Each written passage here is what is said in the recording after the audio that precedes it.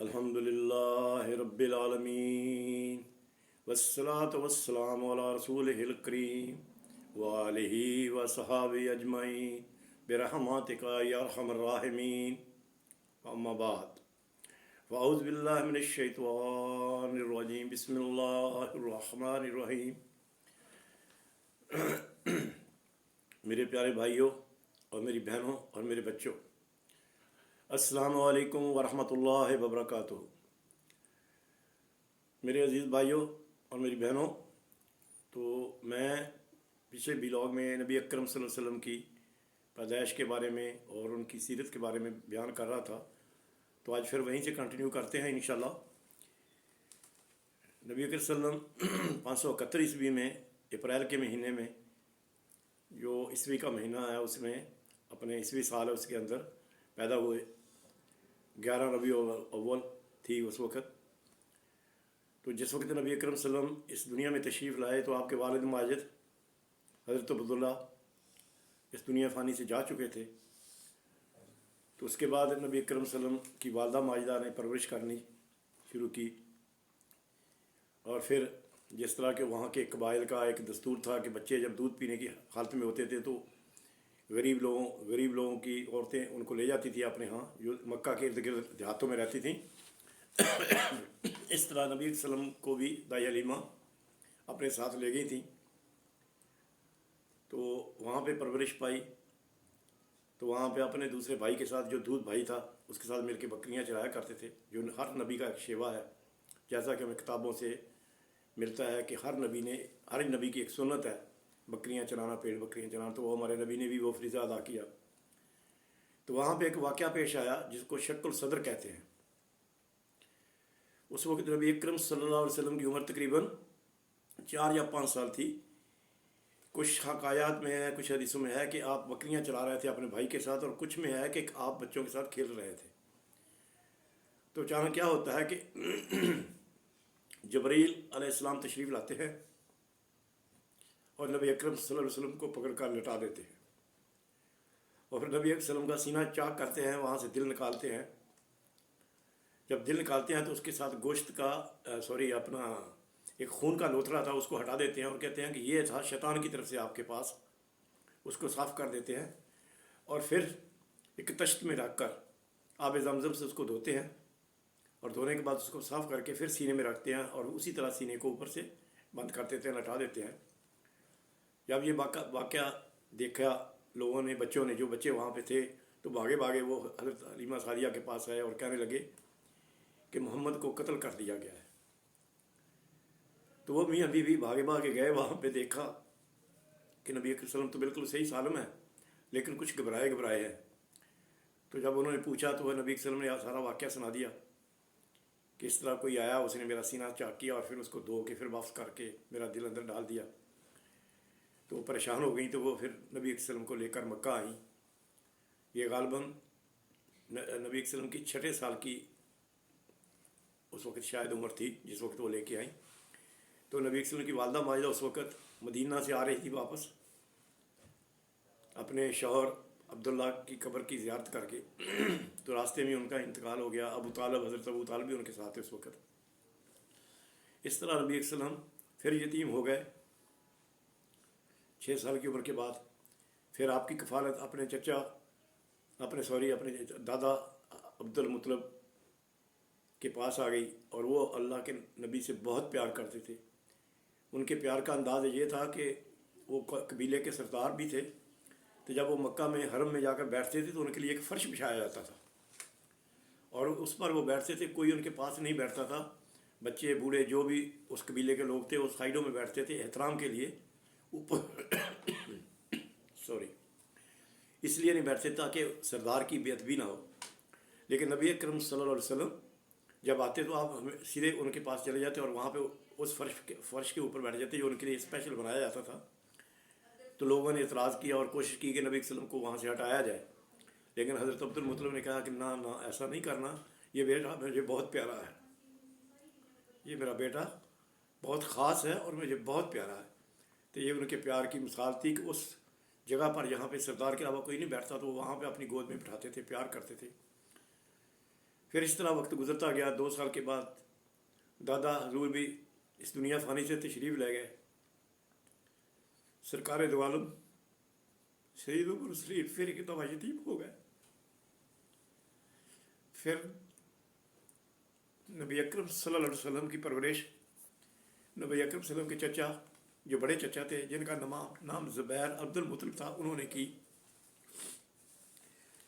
2 سال تک انہوں نے کی. اسی 2 سال میں ایک جنگ بھی ہوئی جس کو جنگ فجار کہتے ہیں. وہ ایکچولی 2 قبیلوں کے درمیان لڑائی تھی اور جس میں نبی اکرم صلی اللہ علیہ وسلم نے اپنے چچا کے ساتھ اس جنگ میں حصہ لیا. لیکن کمال کی یہ بات ہے کہ ہمارے پیارے محبوب سیدنا مرسلین امام کائنات نے کسی کو قتل نہیں کیا, خون نہیں بہایا. تو یہ بچپن تھا میرے نبی صلی اللہ علیہ وسلم کا.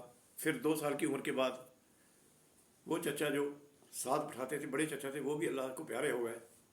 اور اس طرح پھر اپنے دوسرے چچا جو چھوٹے چچا تھے حضرت علی کرم اللہ وجہ کے والد حضرت ابو طالب, تو ان کے پاس نبی صلی اللہ علیہ وسلم کی سپردواری کی گئی اور ان کی پرورش نبی صلی اللہ علیہ وسلم کی پرورش انہوں نے شروع کی. اور انہوں نے پھر پوری زندگی ساتھ نبھایا اور بہت پیار سے کیا. حتیٰ کہ جب مکہ میں حکا پانی بند کر دیا گیا تھا تو اس وقت بھی انہوں نے 3 سال تک شب ابی طالب میں نبی صلی اللہ علیہ وسلم کے ساتھ دیا. حتیٰ کہ یہاں تک تھا کہ کھانے کے لالے پڑ گئے, کھانے کو کچھ نہیں تھا, پھر بھی درختوں کے پتے اور چھالے کھا کر گزارا کیا, لیکن اپنے بھتیجے کا ساتھ نہیں چھوڑا. تو نبی اکرم صلی اللہ علیہ وسلم اپنے وقت کی بچپن کی باتیں بتاتے ہوئے فرماتے ہیں کہ جب میں چھوٹا تھا بچہ تھا تو جس طرح بچے بیٹھ کے آپس میں الٹی سیدھی کہانیاں سناتے ہیں, باتیں کرتے ہیں, تو میں بھی ان مجلس میں بیٹھتا تھا. جب وہ باتیں کرنی شروع کرتے تھے, ایسی کوئی بات کرتے تھے تو مجھے سمجھ نہیں آتی تھی, مجھے نیند آ جاتی تھی. تو جب وہ مجلس برخاست ہونے لگتی یا وہ بچے جاتے گھروں کو تو میری آنکھ کھل جاتی. تو اس وقت بھی اللہ کی یہ کرم نوازی تھی کہ نبی علیہ السلام ان لغو باتوں میں جو بچے اکثر کرتے ہیں ان میں بھی ان کا حصہ نہیں ہوتا تھا نبی علیہ السلام کا, اور اللہ کی طرف سے ان کے اوپر رحمت خاص تھی. تو یہ بچپن کی باتیں ہیں. پھر نبی علیہ السلام اتنے سچے اور اتنے ایماندار تھے کہ انہوں نے ان کا نام امین اور صادق رکھ دیا. لوگ اپنی امانتیں چھوڑ کر جایا کرتے تھے نبی علیہ السلام کے پاس. ایک صحابی بیان کرتے ہیں کہ ایک دفعہ کا واقعہ ہے, اس وقت وہی نازل نہیں ہوئی تھی, نبوت کا حکم نہیں آیا تھا, تو میرا کوئی کاروباری معاملہ تھا نبی کرم صلی اللہ علیہ وسلم کے ساتھ. تو مجھے کام یاد آ گیا تو میں نے کہا یا رسول اللہ اس وقت نبی صلی اللہ علیہ وسلم سے فرمایا کہ آپ میرا انتظار کریں, میں تھوڑا اپنا کام کر کے آتا ہوں. تو نبی صلی اللہ علیہ وسلم ٹھیک ہے, وہ چلا گیا. لیکن کام میں ایسا مصروف ہوا کہ تو یاد ہی بھول گیا. 2 دن کے بعد یا 3 دن کے بعد یا 1 دن کے بعد اس کو یاد آیا کہ میں نے وعدہ کیا تھا. وہ بھاگا وہاں آیا, دیکھا کہ نبی صلی اللہ علیہ وسلم وہیں کھڑے ہیں. بس کچھ نہیں کہا, کوئی ملامت نہیں کی, بس اتنا کہا کہ میں نے آپ سے وعدہ کر لیا تھا, یہاں رکنے کا انتظار کرتے, اس لیے میں یہاں آپ کا انتظار کرتا رہا. تو یہ ان کی صداقت اور امانت کی یہ مثالیں تھیں. ایک اور واقعہ اس وقت کا ہے جب نبی کریم صلی اللہ علیہ وسلم کو نبوت نہیں ملی تھی کہ بارشیں بہت زیادہ ہوئیں, طوفان بہت زیادہ آئے, تو خانہ کعبہ کی حالت بہت خستہ ہو گئی. جب خانہ کعبہ کی حالت خستہ ہو گئی تو سب قبیلوں نے مل کر سوچا کہ اس کو تعمیر کیا جائے. لیکن تعمیر کرنے میں کسی سے کسی قسم کی غلط قسم کی رقم نہ لی جائے, یعنی کوئی عورتیں فاشا تھیں ان سے نہ لی جائے, یا کوئی اور ایسا الٹا سیدھا کام کرنے والے ان سے یہ پیسے نہ لیے جائیں. صرف پاک منی سے یعنی اچھی دولت سے اس کی تعمیر کی جائے. تو اس طرح کر کے ان سب نے مل کے خانہ کعبہ کی تعمیر شروع کی. تو وہ تعمیر ہو گئی جب, تو پھر وقت آیا حجر اسود کو لگانے کا. تو ہر قبیلے کا سردار یہ چاہتا تھا کہ یہ سعادت مجھے ملے, میں اس پتھر کو اٹھا کر لگاؤں جس کے اللہ تعالیٰ نے اتنی تعریف بیان کی ہے, جو کہ جنت سے آیا وہ پتھر ہے. لیکن کوئی اپنی بات چھوڑنے کو تیار نہیں تھا. یہاں تک پہنچ گئی کہ خون ریزی کا احتمال ہو گیا کہ شاید خون بہانا شروع ہو جائے ایک دوسرے کے ساتھ. تو وہاں پہ ایک شخص تھا ابو امیہ مخزومی نام کا شخص تھا. اس نے ایک ایسی بات کر دی کہ کوئی مصلحت کی راہ نکلنے کے لیے اندازہ ہو گیا کہ شاید کوئی مصلحت کی راہ نکلا ہے. اس نے کہا تم ایسا کرو, لڑو نہیں, کل کا انتظار کرو. کل جو بندہ خانہ کعبہ میں سب سے پہلے داخل ہو اس کو بولو کہ یہ اس کا فیصلہ کرے کون پتھر لگائے گا, اور پھر اس فیصلے کو مانو سارے.